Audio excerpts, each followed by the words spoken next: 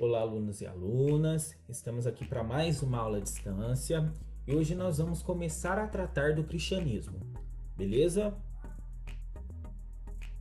Então, o cristianismo é considerado a segunda grande religião monoteísta da história. A primeira, como estudamos na aula passada, foi o judaísmo. E ambas possuem aspectos comuns e divergentes que serão trabalhados durante a aula. O cristianismo surge a partir do século I, em meio ao povo judeu que vivia na região da Judéia, que estava sob o controle romano. O cristianismo é caracterizado por um caráter messiânico, que acredita que um Salvador viria de encontro à Terra. O judaísmo também crê no messianismo, mas para eles o Messias ainda não veio de encontro aos homens. Já para os cristãos, sim, e ele se chama Jesus. Jesus Cristo de Nazaré representa uma nova aliança entre Deus e o povo judeu. A primeira aliança tinha sido a partir da figura de Abraão, como já estudamos.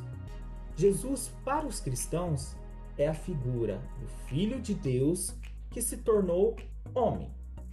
A partir dessa ideia de Filho de Deus, se tem o conceito de Trindade, que é uma das bases que estrutura o cristianismo e o diferencia do judaísmo. Deus Pai, Jesus Filho e o Espírito Santo. Essa é a diferenciação que a gente pode mencionar entre cristãos e judeus. Os judeus não creem que Jesus é o Filho de Deus e muito menos creem no Espírito Santo. Para eles, Jesus existiu, mas não passou de um profeta em meio a tantos outros, e não foi o Messias, então não existe trindade no judaísmo. A vida de Jesus na Terra serviu como base para as crenças e cerimônia dos cristãos, como por exemplo o batismo e os procedimentos da última ceia.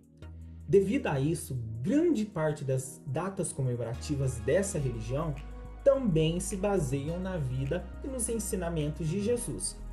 Um exemplo é a Páscoa e o Natal. A Páscoa comemora a ressurreição de Jesus após 3 dias de sua crucificação. Já a segunda data comemora o nascimento do Messias em Belém. Aqui nós temos mais uma divergência, já que os judeus comemoram a Páscoa como a libertação da escravidão que eles sofreram no Egito. Uma grande semelhança entre o judaísmo e o cristianismo está nos livros sagrados. A Torá judaica nada mais é que o Antigo Testamento da Bíblia cristã, ou seja, ambas compartilham os mesmos princípios. Sobre vida, mundo e morte. O que pensam os cristãos? Aqui nós temos mais uma semelhança com o judaísmo. Para eles, a vida é um bem concedido por Deus, e o homem é criado à sua imagem e semelhança. Quem seguir os mandamentos em vida poderá desfrutar na vida no céu pela eternidade.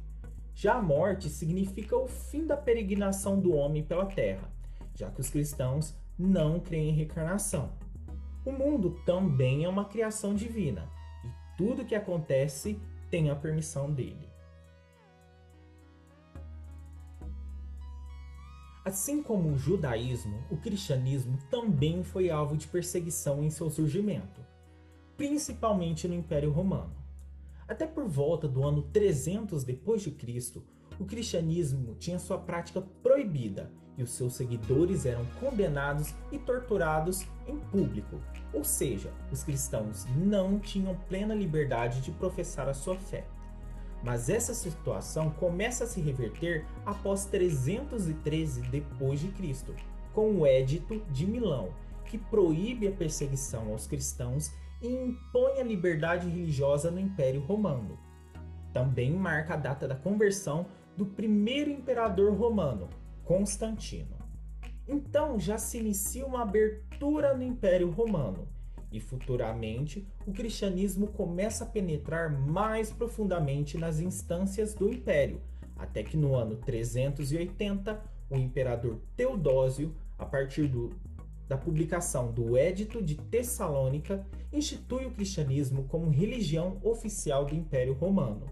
Então vocês veem que há um processo do cristianismo que vai de religião perseguida, passando por religião permitida, até que ela alcança o status de religião oficial do Império Romano.